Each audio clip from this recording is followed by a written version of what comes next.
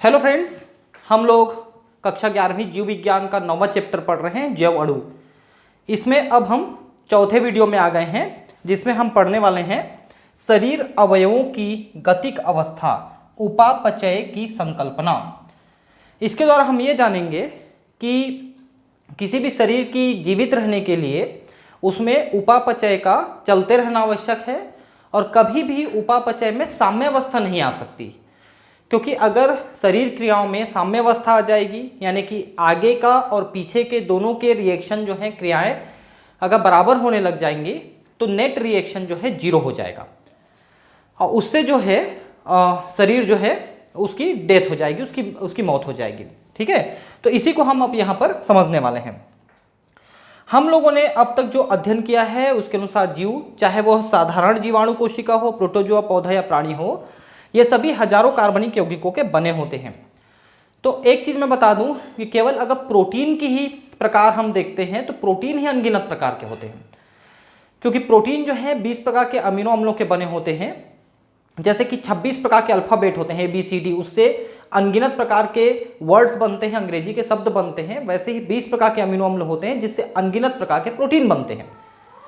उसके बाद कार्बोहाइड्रेट है, न्यूक्लिक एसिड है, मतलब कि कार्बनिक यौगिकों की गिनती नहीं है। आप ये कह सकते हो कि कितने ज़्यादा प्रकार के पाए जाते हैं। ठीक है, ये यौगिक या जैव अणु एक निश्चित सांद्रता में मिलते हैं। इन्हें मोल्स प्रति कोशिका या मोल्स प्रति लीटर आदि के रूप में व्यक्त करते हैं। तो मोल्स के बारे में आपको पता है कि आप किसी भी कंपाउंड है, कोई भी पदार्थ है, उसका अगर आप मोलर द्रव्यमान निकालना चाहते हैं तो उस पदार्थ में जो जो परमाणु हैं उनके परमाणु द्रव्यमानों को संख्या के अनुसार जोड़ दीजिए। जैसे कि मान लो C6H12O6 आप करते हो तो कार्बन का परमाणु द्रव्यमान है 12 और ये 6 की संख्या में है।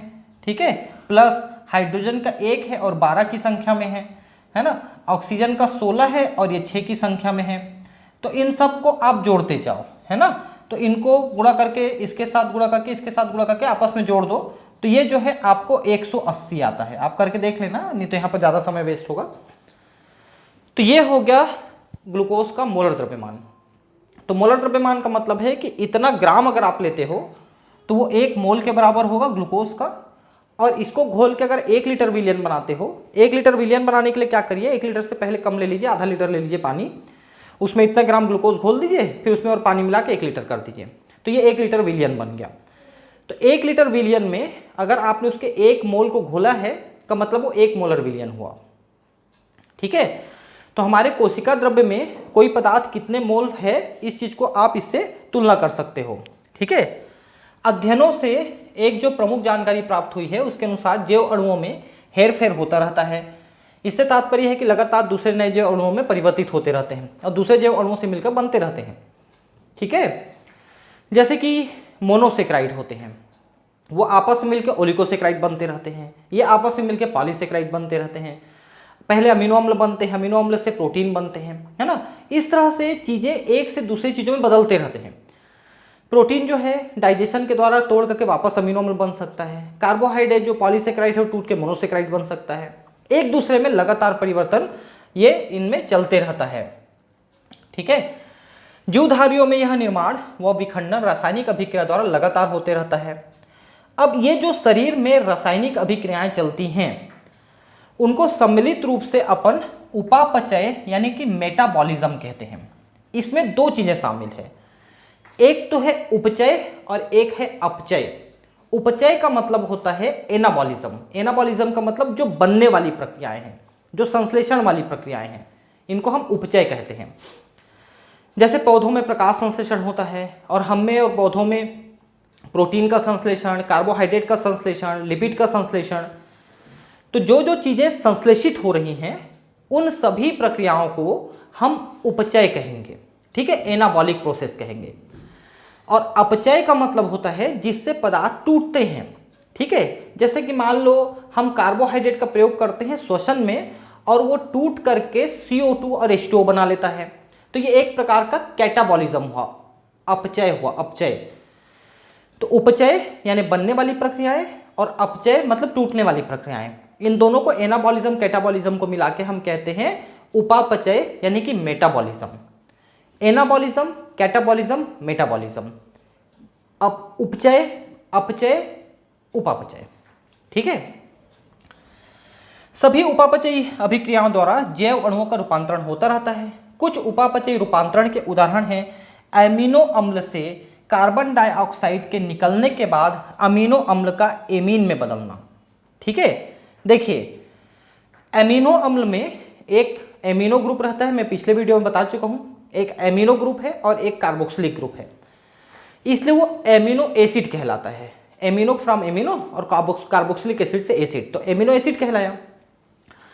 लेकिन कार्बोक्सिलिक एसिड में जो COOH है ना, कार्बोक्सिलिक एसिड मतलब COOH रहता है, इसमें से आप CO2 को निकाल दोगे तो एमिनो एसिड में सिर्फ एमिनो बचेगा, इसलिए अब ये एमिनो कंपाउंड हो जाएगा। लेकिन अगर आप एमिनो को निकाल देंगे तो सिर्फ कार्बोक्सिलिक अम्ल बचेगा, तो ये कार्बोक्सिलिक अम्ल हो जाएगा। ठीक है, न्यूक्लियोटाइड क्षार से एमिनो समूह का अलग हो जाना, अगर न्यूक्लियोटाइड क्षार से एमिनो समूह को अलग कर दोगे तो नाइट्रोजनस बेस नहीं कहलाएगा। ठीक है, डाइसैकेराइड में ग्लाइकोसाइडिक बंध का जल अपघटन, जैसे कि आप सुक्रोज जानते हो, सुक्रोज जो है एक ग्लूकोज और एक फ्रुक्टोज के जुड़ने से बना है। ग्लूकोज और फ्रुक्टोज जुड़ते हैं ग्लाइकोसाइडिक बंध के द्वारा, और जब आप इसको तोड़ देते हो तो ग्लूकोज फ्रुक्टोज अलग अलग हो जाते हैं। तो जब आप तोड़ते हो ना, उस समय जल का एक अणु वहां पर प्रयुक्त होता है, यूज होता है, तो इसलिए हम इसको जल अपघटन कहते हैं। इस प्रकार 10 से हजारों उदाहरणों की सूची बना सकते हैं। हमारे शरीर में हजारों प्रकार के इस तरह की क्रियाएं चलती रहती हैं।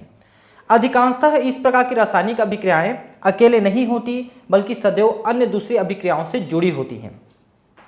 ठीक है, तो एक्चुअली जैसे कि मान लो आप क्रेब्स चक्र चला रहे हो, तो क्रेब्स चक्र के द्वारा आप रेस्पिरेशन करते हो, मतलब श्वसन चलाते हो, लेकिन उसी क्रेब्स साइकिल के बीच में बने हुए कुछ जो पदार्थ हैं वो दूसरे क्रियाओं में अगर चले जाते हैं तो उससे आपका मेलानिन पिगमेंट या कुछ हार्मोन्स भी बन जाते हैं।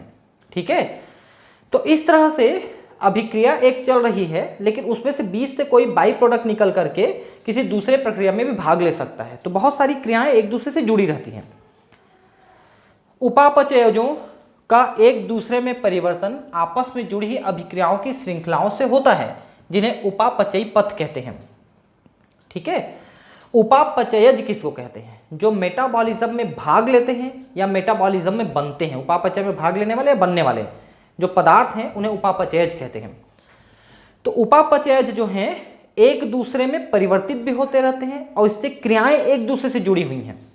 ठीक है, बहुत सारी क्रियाएं आपस में जुड़ी हुई हैं।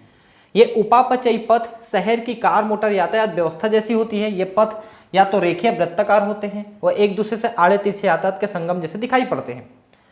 जैसे रोड्स होते हैं हमारे शहर में, रोड्स एक दूसरे को काटते हुए एक दूसरे से जुड़े हुए आगे बढ़ते हैं। चौक होते हैं, तिराहे होते हैं, तो एक दूसरे से जुड़े रहते हैं ना। तो एक व्यक्ति सीधी जा रहा है, वो हो सकता है मुड़ के दूसरी दिशा में चले जाए। इस तरह से रिएक्शन एक दिशा में चल रही है तो कोई उसमें बनने वाला जो मध्यस्थ पदार्थ है वो दूसरी दिशा में भी जा सकता है, और दूसरी दिशा में चला जाएगा तो कोई दूसरा चीज बन जाएगा उससे। ठीक है, यह उपापचयज बहाव शरीर के घटकों की गतिक अवस्था कहलाती है। उपापचय चल रही है तो गतिक अवस्था है। अगर ये साम्य अवस्था स्थापित हो जाएगी तो एक दिशा में चलने वाली क्रिया वापस दूसरी दिशा में भी चलने लग जाएगी, वापस अपनी दिशा में, तो फिर वो नेट रिएक्शन जीरो हो जाएगा। तो फिर वो व्यक्ति जीवित नहीं रह सकता, वो जीव जीवित नहीं रह सकता। सबसे महत्वपूर्ण बात यह है कि आपस में जुड़ा हुआ यह उपापचय यातायात अत्यंत निर्बाध गति से बिना दुर्घटना के स्वस्थ अवस्था बनाए रखने के लिए होता रहता है। अगर ये उपापचयी क्रियाएं आपकी डिस्टर्ब हो जाती हैं, अगर इसमें कुछ प्रॉब्लम आ जाता है, कुछ इसके चलने में दिक्कत आने लगती है, एंजाइम्स की क्रियाशीलता में दिक्कत आने लगती है, तो आप बीमार हो जाएंगे। यानी जब तक आप स्वस्थ हैं तो समझिए कि इतनी सारी क्रियाएं जो एक दूसरे को काटती हुई आगे बढ़ रही हैं उनमें कोई एक्सीडेंट नहीं होता। नहीं तो चौक तिराहे में आप देखना कि ज़्यादातर मोटर गाड़ी ठुकते रहते हैं एक दूसरे से, लेकिन उस तरह की प्रॉब्लम हमारे शरीर में नहीं आती है। इन उपापचयी अभिक्रियाओं की दूसरी विशेषता यह है कि इनकी प्रत्येक रासायनिक क्रिया उत्प्रेरित अभिक्रिया है। हमारे शरीर में कोई भी जो क्रिया चल रही है वो बिना एंजाइम के, बिना उत्प्रेरक के नहीं चल सकती है। ठीक है, आप इसकी तुलना एक तरीके से कर सकते हैं कि एक बार में खाया हुआ भोजन आपका 2-3 घंटे में अधिकतम पच जाता है, जो एंजाइम की सहायता से पचता है। अगर हम अपने डाइजेस्टिव सिस्टम से एंजाइम निकाल दें तो आपको पता है कि आप एक बार में जो खाना खाएंगे उसको पचने में 50 साल लगेंगे, 50 साल, समझिए आप। ठीक है, जीव तंत्र में कोई भी उपापचय रूपांतरण बिना उत्प्रेरक के संपन्न नहीं हो सकता है। कार्बन डाइऑक्साइड का पानी में घुलना जो एक भौतिक प्रक्रिया है, लेकिन जीव तंत्र में यह एक उत्प्रेरित अभिक्रिया होती है। देखिए, जो तालाब हैं, नदी हैं, गड्ढे हैं जिनमें पानी भरा हुआ है, उस पानी में ना हवा का CO2 घुल जाता है और उस घुले हुए CO2 को लेते हैं जलीय पौधे और उससे प्रकाश संश्लेषण करते हैं। लेकिन ये जो हवा की जो CO2 घुलने की जो प्रक्रिया है, सिंपल भौतिक क्रिया है। हमारे शरीर में क्या होता है कि जो कोशिकाएं हैं, ऊतक हैं, इनसे जो CO2 श्वसन के द्वारा निकलता है, ये सीधे सीधे ब्लड में घुसता है और ब्लड से ये RBC में चला जाता है और RBC में ये H2O के साथ मिलकर के H2CO3 बनाता है, जिसको हम कहते हैं कार्बोनिक एसिड। लेकिन कार्बोनिक एसिड बनाने के लिए यहाँ पर एक एंजाइम है, उसका नाम है कार्बोनिक एनहाइड्रेज। मतलब CO2 को पानी के साथ घुलने के लिए, रिएक्ट करने के लिए एंजाइम काम करता है, कार्बोनिक एनहाइड्रेज। और दुनिया में सभी जीवधारियों में जो सबसे तेज कोई एंजाइम है जो बहुत तेजी से काम करता है, वो कार्बोनिक एनहाइड्रेज है। कार्बोनिक एनहाइड्रेज का एक अणु 1 मिनट में 3 करोड़ 60 लाख अणुओं को कार्बोनिक एनहाइड्रेज बना देता है। समझ पा रहे हैं? CO2 plus H2O equal to H2CO3, ये जो बना 1 मिनट में इनके 3 करोड़ 60 लाख अणुओं को, इसके 3 करोड़, इसके 3 करोड़ 60 लाख को 3 करोड़ 60 लाख H2CO3 में बदल देता है 1 मिनट में। इस एंजाइम का एक अणु इतने मॉलिक्यूल को बदलता है 1 मिनट में। कितने अणु को? 3 करोड़ 60 लाख अणुओं को। मतलब इनमें अधिकतम ताकत आ गई है और अधिकतम ताकत आकर के ये इनको इसमें बदल सकता है। तो सबसे ताकतवर जो है वो एंजाइम है कार्बोनिक एनहाइड्रेज। ठीक है, इतना ताकतवर है। उत्प्रेरक जो किसी उपापचयी रूपांतरण की गति को बढ़ाते हैं वे भी प्रोटीन होते हैं और इनको हम एंजाइम कहते हैं। तो एंजाइम के बारे में तो आप पिछले कई कक्षाओं से आप पढ़ते आ रहे हैं, इसलिए ये कोई नई चीज आपके लिए नहीं है। ठीक है, अब है जीव का उपापचयी आधार। मतलब जीव जो जीवित है, उसका जीवन चल रहा है, उसका मुख्य आधार उपापचय है। जिस समय उपापचय बंद हुआ वो जीव इमीडिएट मर जाएगा। इसकी तुलना भी आप कर सकते हो साइनाइड से। कोई व्यक्ति जब साइनाइड खा लेता है तो उसके शरीर में जो कोशिकाओं में माइटोकॉन्ड्रिया है, उसका एक एंजाइम सक्सिनिक डिहाइड्रोजनेज एंजाइम, वो एकदम से रुक जाता है, ब्लॉक हो जाता है। तो एकदम से ऊर्जा उत्पादन कोशिकाओं में बंद हो जाता है और उस व्यक्ति की सेकंड्स में मौत हो जाती है। तो सोच सकते हैं कि उत्प्रेरक अगर एक भी एंजाइम बंद हो जाता है तो व्यक्ति की तुरंत मौत हो सकती है। इतना खतरनाक चीज है ये। उपापचयी पथ द्वारा साधारण पदार्थों से जटिल पदार्थ जैसे एसिटिक अम्ल से कोलेस्ट्रॉल का बनना व जटिल पदार्थों से सरल पदार्थों जैसे कंकाली पेशियों में ग्लूकोज से लैक्टिक अम्ल का निर्माण होते रहता है। देखिए, उपापचयी पथ द्वारा साधारण पदार्थों से जटिल पदार्थ और जटिल पदार्थों से सरल पदार्थ, दोनों का उदाहरण दिया है। कोलेस्ट्रॉल जो होता है 2 प्रकार का होता है। गुड कोलेस्ट्रॉल HDL यानी कि हाई डेंसिटी लिपिड, एक गुड कोलेस्ट्रॉल है। बैड कोलेस्ट्रॉल यानी लो डेंसिटी लिपिड LDL, ये नुकसानदायक होता है। तो जो गुड कोलेस्ट्रॉल है हमारे शरीर के लिए बहुत आवश्यक वस्तु है, आवश्यक पदार्थ है। इससे हमारी कोशिकाएं बनती हैं, उनके झिल्लियां बनती हैं, स्किन बनती है, ये जो जॉइंट्स में द्रव है, साइनोवियल द्रव, ये बनता है। देखिए, गुड कोलेस्ट्रॉल से। बैड कोलेस्ट्रॉल हमारे लिए प्रॉब्लमेटिक हो जाता है।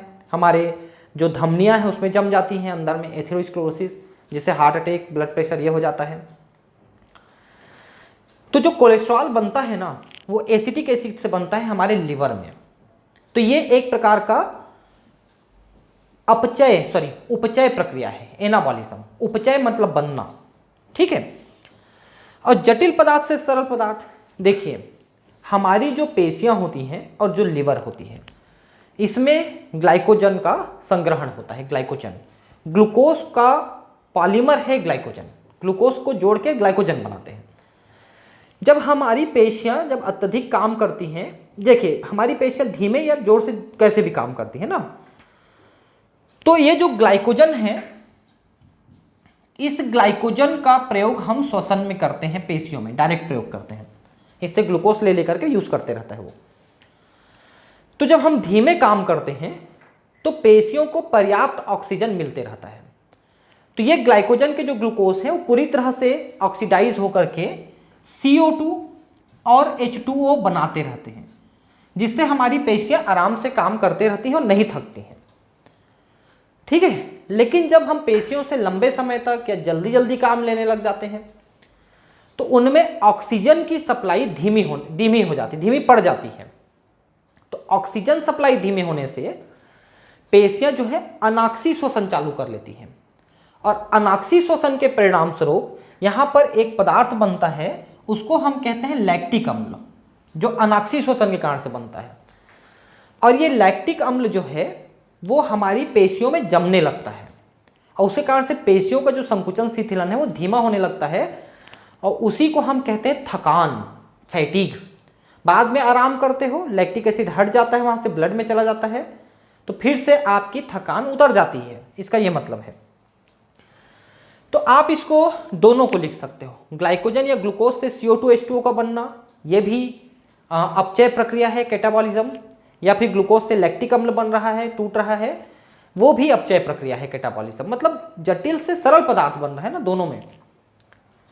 पहली प्रकार की प्रक्रिया को, यानी कि एसिटिक अम्ल से कोलेस्ट्रॉल बनने की प्रक्रिया को जैव संश्लेषण पथ या उपचयी पथ कहते हैं, एनाबॉलिज्म। जिसमें कोई चीज बन रही है उसको एनाबॉलिज्म कहते हैं, सरल से जटिल बन रही है। दूसरी प्रक्रिया को अपचय या विखंडन कहते हैं, इसलिए इसे अपचयी पथ कहते हैं, क्योंकि इसमें होता है ये चीज, टूट रहा है। ठीक है। उपचयी पथों में ऊर्जा खर्च होता है। जब आप कोई चीज बनाते हो, एसिटिक अम्ल से कोलेस्ट्रॉल बनाते हो, तो आपको उसको ऊर्जा देनी पड़ेगी, तब वो बनेगा। लेकिन जब आप किसी चीज को तोड़ते हो, ग्लूकोज को लैक्टिक अम्ल या CO2 H2O में तोड़ते हो, तो आपको ऊर्जा मिलती है। ठीक है। तो उपचयी पथों में जिसमें कोई चीज बनती है, ऊर्जा खर्च होती है।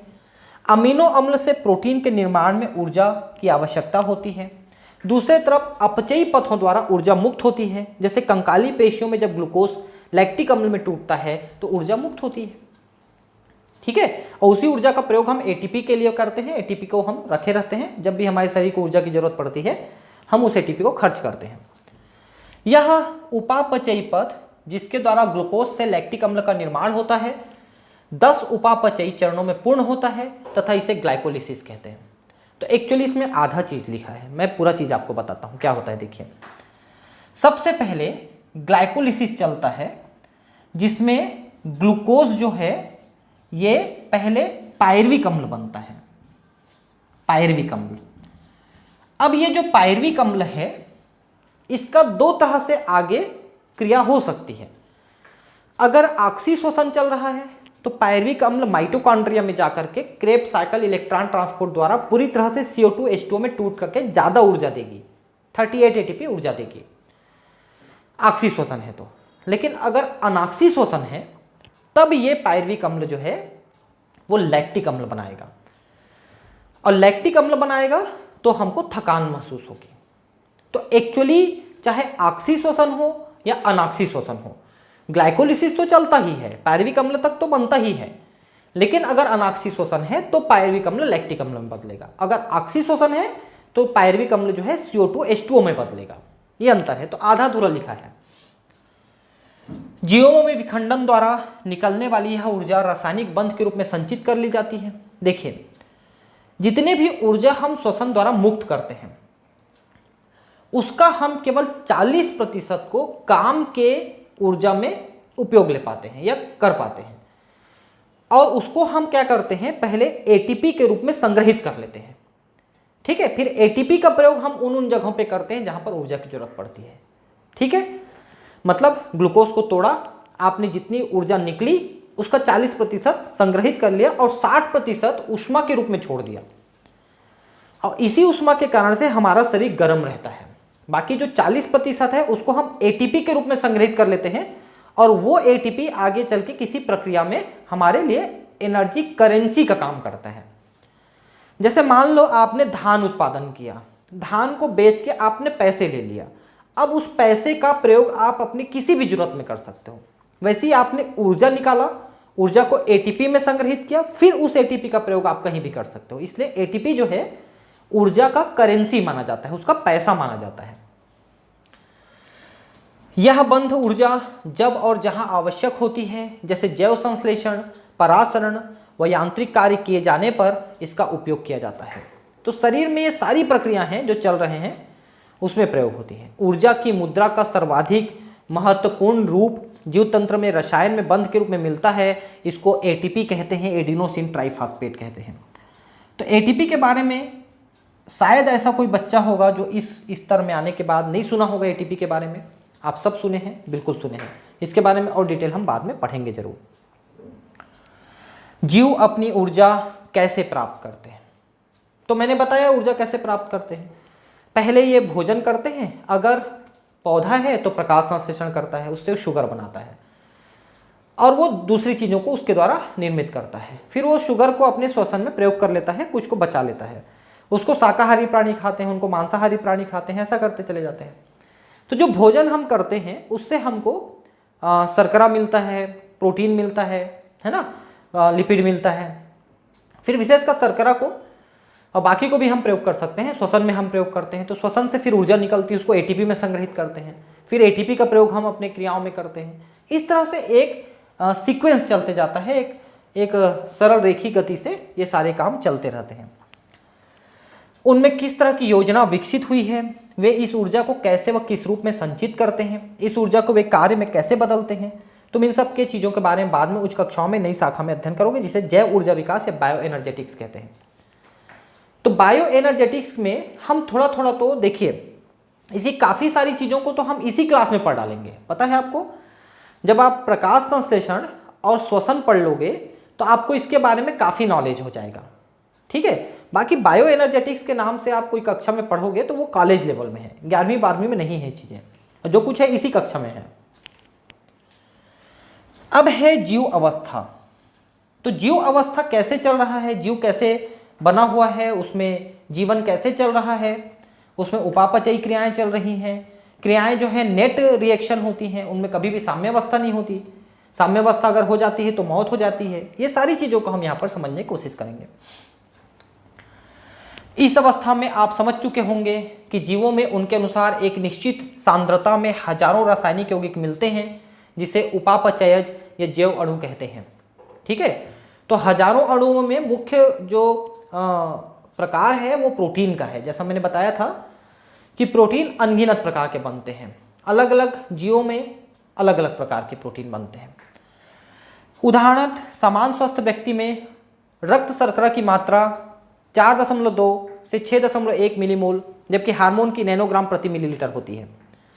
अब पहली चीज़ ये समझिए, शर्करा की मात्रा जनरली हम जो बात करते हैं कि 100 ml ब्लड में 80 से 120 मिलीग्राम होता है शर्करा 100 ml ब्लड में, ठीक है। मतलब ब्लड की 100 ml मात्रा लोगे तो करीब करीब 100 मिलीग्राम उसमें शर्करा होती है, हम ये याद करते हैं। लेकिन अब एनसीईआरटी वालों ने क्या किया, इसको मिलीमोल में दे दिया, मिलीमोल, ठीक है। तो मिलीमोल में आप पढ़ लीजिए 4.2 से 6.1, ये डेटा आपको याद करना पड़ेगा, अब एक नया डेटा है, ठीक है। जबकि हार्मोन की नैनोग्राम प्रति मिली, ये मिलीलीटर में है ना, ध्यान रखना, हम यहाँ पर 100 मिलीलीटर लिखे हैं, यहाँ पर मिलीलीटर लिखा है। तो अगर 100 मिलीलीटर करोगे तो इनमें 100 का गुणा कर दो, तो 420 से 610 मिलीमोल प्रति 100 ml हो जाएगा, ठीक है। और नैनोग्राम, नैनोग्राम का मतलब तो समझते हो कि 10⁻⁹, मतलब क्या बोलना चाहता है पता है आपको, ये बोलना चाहता है कि रक्त में शर्करा की मात्रा काफी ज्यादा है, जबकि हार्मोन की मात्रा अत्यधिक कम है। मिलीग्राम तो काफी अच्छा है, नैनोग्राम में है। इसीलिए देखिए हमारे रक्त में जब हम किसी हार्मोन को टेस्ट करवाते हैं, जैसे किसी में थायरॉक्सिन हार्मोन कम हो गया, ज़्यादा हो गया, तो लैब में देते हैं टेस्ट करने के लिए, पैथो लैब में। तो हर कोई नहीं टेस्ट कर पाता उसको। जैसे कि थायरॉक्सिन को टेस्ट करने के लिए मुंबई की एक कंपनी है थायरोकेयर, वो इसको बढ़िया चेक करती है। तो लोगों ने क्या किया है, उनके साथ टाई अप कर लिया है। तो जितने पैथो लैब वाले हैं देख रहे हैं, उनके ऊपर बोर्ड टंगा रहता है थायरोकेयर। तो जब आप थायराइड चेक कराने उनके पास जाओगे तो आपका ब्लड निकाल लेते हैं, फिर उसको ठंडा करके उसको मुंबई भेज देते हैं। फिर मुंबई में जा करके वो थायरॉक्सिन चेक होता है, तब सही चेक हो पाता है। तो हार्मोन्स को चेक करना ये थोड़ा सा डिफिकल्ट प्रोसेस होता है, क्योंकि इनकी मात्रा बहुत कम होती है ब्लड में। ठीक है। सबसे महत्वपूर्ण तथ्य यह है कि जैविक तंत्र में सभी जीव एक स्थिर अवस्था में मिलते हैं, जिनमें सभी जैव अणुओं की एक निश्चित मात्रा होती है। देखिए, जैसे कि आपने कहा कि ग्लूकोज इतना होना चाहिए ब्लड में, है ना, कोलेस्ट्रॉल की मात्रा 250-300 मिलीग्राम होनी चाहिए, है ना, यूरिया की मात्रा 30 मिलीग्राम होनी चाहिए अधिकतम। तो ये जो मात्रा है, इन्हें सब ब्लड में हम बात कर रहे हैं। वैसी कोशिकाओं में किसी भी अणु की मात्रा निश्चित होती है, वो बहुत ज़्यादा कम या बहुत ज़्यादा अधिक नहीं होना चाहिए। और अगर ऐसा होता है तो कोशिकाएं बीमार पड़ जाएंगी, शरीर बीमार पड़ जाएगा। ठीक है। कोई भी रासायनिक या भौतिक प्रक्रिया स्वतः साम्यावस्था को प्राप्त कर सकती है। स्थिर अवस्था एक असाम्यावस्था होती है। देखिए, जब आप एक सामान्य रासायनिक प्रक्रिया की बात करते हो, जैसे कि मान लो आप CO2 को पानी में घोल रहे हो और पानी से निकाल भी रहे हो, ठीक है, ये साम्यावस्था में आ सकता है। लेकिन शरीर अगर चल रहा है, स्थिर अवस्था में शरीर चल रहा है, मतलब स्थिर अवस्था का मतलब उसमें क्रियाएं चल रही हैं, वो स्थिर अवस्था हो, मतलब जीवित अवस्था, उसमें कभी भी क्रियाओं की साम्यावस्था नहीं होगी। मैं बार बार बता रहा हूं, ये असाम्यावस्था होती है। भौतिक सिद्धांत के अनुसार कोई भी तंत्र साम्यावस्था में कार्य नहीं कर सकता, क्योंकि साम्यावस्था में आगे का कार्य और पीछे का कार्य बराबर हो रहे हैं। तो आप जितना आगे जा रहे हो उतना पीछे जा रहे हैं, तो फिर बराबर हो गया ना, आप काम कहां किए। इसलिए साम्यावस्था स्थापित नहीं हो सकती है, नहीं तो हम काम नहीं कर पाएंगे। जैसा कि जीव हमेशा कार्य करते रहते हैं, उनमें कभी भी साम्यावस्था की स्थिति स्थापित नहीं हो सकती है। अतः जीव अवस्था एक असाम्य स्थायी अवस्था होती है। इस बात को जरा ध्यान रखेंगे कि जीव अवस्था असाम्य है, अस्थायी है। अगर वो अस्थायी हो जाएगा तो व्यक्ति मर सकता है या बीमार पड़ सकता है, जिससे कार्य संपन्न होता है। जीव प्रक्रिया एक लगातार प्रयास है जिसमें साम्यावस्था से बचा जा सके। तो साम्यावस्था में स्थापित हम उसको नहीं होने देते हैं। इसके लिए सदा ऊर्जा की आवश्यकता होती है। उपापचय वह प्रक्रिया है जिसमें ऊर्जा प्राप्त होती है। अतः जीव अवस्था उपापचय एक दूसरे के पर्यायवाची होते हैं। बिना उपापचय के जीव अवस्था प्राप्त नहीं हो सकती। तो आपके शरीर में संश्लेषण और उपचय और अपचय अगर बंद हो जाएंगे या बराबर दिशा में चलने लग जाएंगे तो फिर आप जीवित नहीं रह सकते। अब हम बात करेंगे एंजाइम्स की। तो जैसा मैंने आपको बताया कि आपके शरीर में, हमारे शरीर में जो हजारों प्रकार के रिएक्शन चल रहे हैं, वे रिएक्शंस एंजाइम की सहायता से चल रहे हैं। अगर हम एंजाइम्स को हटा देते हैं तो वो रिएक्शन लगभग शून्य की गति से चलेंगे, नहीं के बराबर चलेंगे। जैसा मैंने आपको बताया कि एक बार का खाना 50 साल में पचेगा, तो नहीं के बराबर हो रहा है, तो वो व्यक्ति जीवित नहीं रह सकता। तो कोई भी उपापचय की क्रिया है उसमें एंजाइम चाहिए। एंजाइम क्या करता है, एक्चुअली क्रिया को कराने के लिए जो सक्रियण ऊर्जा होती है, जो आवश्यक ऊर्जा होती है, उसकी मात्रा को कम कर देता है। तो जब सक्रियण ऊर्जा कम हो जाएगा तो क्रिया अधिक तेजी से होगी, क्योंकि आवश्यकता कम हो गई और उतनी चीजें हर किसी के पास है ना, तो अधिक क्रिया करेंगे। इसको हम अभी डायग्राम के साथ आगे और ठीक से पढ़ेंगे। अभी आपको ठीक से समझ में नहीं आएगा ये बात, अभी बताऊंगा मैं आपको आगे। लगभग सभी एंजाइम प्रोटीन्स होते हैं। सिर्फ एक राइबोजाइम है जो प्रोटीन नहीं है, ठीक है।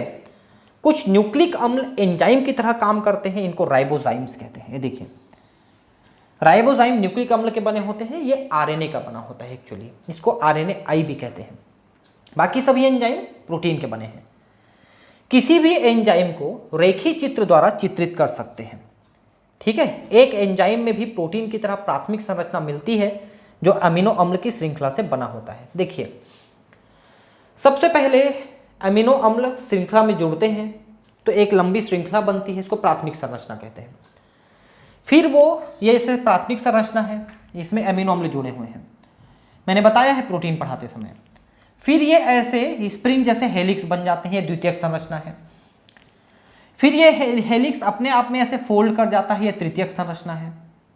फिर ऐसे एक से ज्यादा चेन्स आपस में जुड़ जाते हैं तो चतुष्क संरचना है। तो एंजाइम के निर्माण के लिए पहले प्राथमिक फिर द्वितीयक फिर तृतीयक संरचना तो बनेंगे ही, क्योंकि ज्यादातर एंजाइम्स के जो अमीनो अम्लों के चेन होते हैं वो तृतीयक संरचना में है और एक से ज्यादा चेन आपस में जोड़ते हैं। जैसे ये राइबोजाइम है, इसमें एक चेन है मात्र, नहीं सॉरी ये नहीं राइबोजाइम नहीं, ये आपका राइबोन्यूक्लियस। राइबोन्यूक्लियस जो आरएनए को काट सकता है उसमें सिर्फ एक चेन है, बाकी सभी एंजाइम्स जितने भी हैं उनमें एक से ज़्यादा चेन है। ठीक है, ध्यान रखेंगे आप। और हर चेन जो है ये तृतीयक अवस्था में ही संरचना में मिलेगी और एक से ज़्यादा चेन है तो जुड़ने से वो चतुष्क संरचना बन गई। प्रोटीन की तरह एंजाइम में भी द्वितीयक तृतीयक संरचना मिलती है। जब आप तृतीयक संरचना को देखोगे, जो हम पहले देख चुके हैं ऐसे इस टाइप की संरचना, तो ध्यान देंगे कि प्रोटीन श्रृंखला का प्रमुख भाग अपने ऊपर स्वयं कुंडलित होता है और श्रृंखला स्वयं आड़ी तिरछी स्थित होती है। इससे बहुत सी दरार या थैलियां बन जाती हैं। इस प्रकार की थैली को सक्रिय स्थल कहते हैं। एंजाइम का सक्रिय स्थल वे दरार या थैली हैं जिनमें क्रियाधार आकर व्यवस्थित होते हैं। क्या लिखा है समझ लीजिए। जब ये इस तरह से कुंडलित हो जाता है अपने आप में, तो इनके बीच में बहुत सारे ऐसे स्थान बन जाते हैं जिनको आप सक्रियण स्थल कहते हो। ठीक है, जैसे एक्टिव साइट इंग्लिश में। जैसे एक एंजाइम है तो एंजाइम में ये एक एक्टिव साइट बन गया, देखिए एक्टिव साइट। और एंजाइम जिस पदार्थ पे कार्य करता है वो उसका सबस्ट्रेट या क्रियाधार कहलाता है। जैसे कि यूरिएज एंजाइम मान लो यूरिया पे काम करता है तो यूरिया इसका सबस्ट्रेट हो गया, क्रियाधार हो गया। तो यूरिएज एंजाइम में जो एक्टिव साइट है जिसको हम सक्रियण स्थल कह रहे हैं, इसमें आके इसका क्रियाधार ये आके ऐसे जुड़ जाएगा, उसके बाद इसमें क्रिया होगी। फिर से समझ लीजिए, एंजाइम्स इस तरह से कॉइल्ड फॉर्म में है तो बीच बीच में जो स्पेस बन जाते हैं उनको हम एक्टिव साइट या सक्रियण स्थल कहते हैं। और ये एंजाइम जिस सबस्ट्रेट पे काम करता है वो आके इसमें जुड़ता है, सबस्ट्रेट को क्रियाधार कहते हैं। जैसे यूरियस यूरिया पे काम करता है, प्रोटीयस प्रोटीन पे काम करता है, लाइपेज लिपिड पे काम करता है। तो ये जो यूरिया है, प्रोटीन है, लिपिड है, ये चीजें क्रियाधार हैं, सबस्ट्रेट हैं जिन पे ये एंजाइम काम करते हैं और वो क्रियाधार आके इसमें जुड़ते हैं, सक्रियण स्थल में जुड़ते हैं। ठीक है, एंजाइम का सक्रिय स्थल वे दरार या थैली है जिसमें क्रियाधार आकर व्यवस्थित होते हैं, जुड़ते हैं। इस प्रकार एंजाइम सक्रिय स्थल द्वारा अभिक्रियाओं को तेज गति से उत्प्रेरित करता है। अब जब ये आके जुड़ गए तो इनकी क्रिया को ये तेज कर देंगे, जो ये क्रिया कर रहा है उसको तेज कर देंगे। एंजाइम उत्प्रेरक कार्बनिक उत्प्रेरक से कई प्रकार से भिन्न होते हैं। देखिए, कार्बनिक उत्प्रेरक क्या होते हैं, अकार्बनिक उत्प्रेरक क्या होते हैं, जो आप अकार्बनिक क्रियाओं में यूज करते हो। जैसे मान लो आप हाइड्रोजनेशन करने के लिए प्लेटिनम में पैलेडियम का प्रयोग कर रहे हो, या इस टाइप की कोई क्रिया है जिसमें अकार्बनिक परिवर्तन हो रहे हैं, उनमें आपको ये कोई उत्प्रेरक का प्रयोग कर रहे हो बाहर में रिएक्शन में, तो उनमें और हमारे शरीर के एंजाइम में बहुत फर्क है। जैसे हमारे एंजाइम एक निश्चित तापमान के बाद बढ़ाने से काम करना बंद कर देते हैं, जबकि ज्यादातर जो अकार्बनिक उत्प्रेरक हैं जितना तापमान बढ़ाओगे उतना ज्यादा काम करते हैं, है ना। इस टाइप की कई चीजें हैं। अकार्बनिक उत्प्रेरक उच्च तापमान व दाब पर कुशलता से काम करते हैं, है ना, मैंने अभी बताया अकार्बनिक उत्प्रेरक। लेकिन एंजाइम अणु उच्च तापक्रम 40 से ऊपर जाने पर क्षतिग्रस्त हो जाते हैं, काम नहीं करेंगे। साधारणतः अति उच्च तापक्रम जैसे गर्म स्रोतों या गंधक के झरनों में पाए जाने वाले जीवों से प्राप्त एंजाइम स्थायी होते हैं और उनकी उत्प्रेरक शक्ति उच्च तापक्रम 80-90 डिग्री पर भी बनी रहती है। इसको जरा ध्यान से समझिए। बहुत सारी जगहों पे गर्म पानी के झरने होते हैं। गर्म पानी के झरने मतलब धरती से उबलता हुआ पानी निकलता है, उसका तापमान 100 डिग्री के आसपास होता है, 80-90-100। उनमें कुछ जीवाणु पाए जाते हैं जिनको अपन आद्य जीवाणु या आर्की बैक्टीरिया कहते हैं। और ये आर्की बैक्टीरिया न सिर्फ उसमें जीवित रहते हैं उस पानी में, बल्कि उसमें अपने एंजाइम्स की सहायता से कुछ क्रियाएं भी करते हैं। जैसे सल्फर को ऑक्सीडाइज करके सल्फ्यूरिक एसिड बनाते हैं, इस टाइप की कई क्रियाएं भी करते हैं। और साथ में अपने जो डीएनए आरएनए होते हैं, डीएनए, उसको वो कॉपी भी करते हैं डीएनए पॉलीमरेज एंजाइम की सहायता से। तो ये ऐसे एंजाइम्स होते हैं, बहुत रेयर होते हैं, जो इतने उच्च तापक्रम पर भी काम करते हैं। नहीं तो इतने उच्च तापक्रम पे ज्यादातर एंजाइम नष्ट हो जाते हैं। ठीक है, तो इनको ताप सह जीवाणु कहते हैं, थर्मोफिलिक, ताप सह जीवाणु। और ये जो एंजाइम निकलते हैं इनको भी ताप सह थर्मोफिलिक एंजाइम्स कहते हैं। उपरोक्त एंजाइम जो उष्मा स्नेही जीवों से पृथक किए गए हैं, उष्मा स्थायी होते हैं, उनकी विशेषता होते हैं। जैसे कि एक पॉलीमरेज एंजाइम हमने निकाला है जिसको हम कहते हैं टैक पॉलीमरेज, थर्मस एक्वेटिकस उस जीवाणु का नाम है जो गर्म पानी में रहता है। थर्मस एक्वेटिकस से जो एंजाइम निकाले हैं उसको टैक पॉलीमरेज कहते हैं, टैक पॉलीमरेज, टैक पॉलीमरेज। ये एंजाइम है जो डीएनए की प्रतिकृति करता है, डीएनए को कॉपी करता है। तो हम क्या करते हैं, इसका प्रयोग हम पॉलीमरेज चेन रिएक्शन वाले मशीन में करते हैं। यह मशीन क्या करता है, तापक्रम को ऊंचा नीचे करके डीएनए की कॉपी बना देता है। उसको पॉलीमरेज चेन रिएक्शन मशीन कहते हैं, पीसीआर मशीन। तो उसमें तापक्रम जो है ना 95-94 डिग्री तक चढ़ाना पड़ता है। उतने डिग्री तक चढ़ाओगे तो दूसरे पॉलीमरेज एंजाइम नष्ट हो जाएंगे। तो हम इन्हीं जीवाणु से पॉलीमरेज एंजाइम निकाल करके, जिसको थर्मस एक्वेटिकस नाम के जीवाणु से निकाले हैं जो इसी गर्म पानी के झरने में रहते हैं, उसको प्रयोग करते हैं। तो टैक पॉलीमरेज इसीलिए कहते हैं। तो वो इतने उच्च तापक्रम को झेल करके हमारे लिए काम करके देते हैं। ठीक है, अब देखिए यहां पर कुछ रासायनिक क्रियाएं बता रहा है, ये कैसे चलते हैं, है ना। इनके बारे में हम नेक्स्ट क्लास में पढ़ेंगे। और एंजाइम द्वारा उच्च दर से रासायनिक रूपांतरण कैसे होते हैं, इनको भी हम आगे पढ़ेंगे। ठीक है दोस्तों, मिलते हैं फिर अगले क्लास में। Thank you, bye.